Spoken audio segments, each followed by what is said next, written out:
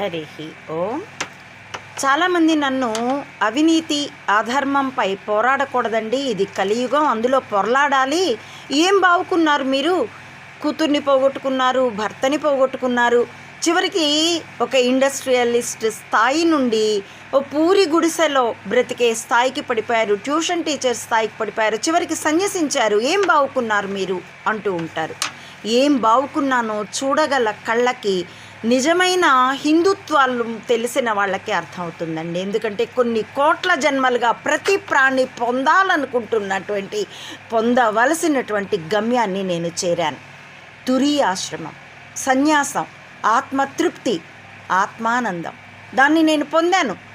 కాబట్టే నాకు భయం లేదు, భీతి లేదు, క్రోధం కూడా నాది ధర్మాగ్రహం తప్పితే ఎవ్వరి మీద, చివరికి చెంబా మీద కూడా నాకు ద్వేషం లేదు. ధర్మాగ్రహం